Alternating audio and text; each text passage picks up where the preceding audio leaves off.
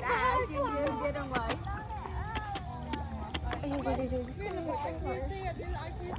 sao phút đó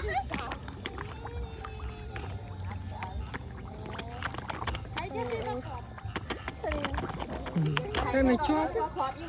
cái này chua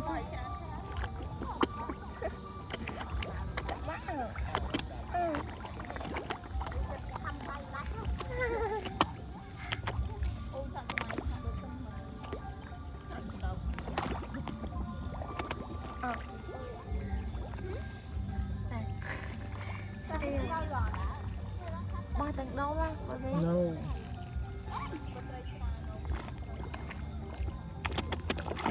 được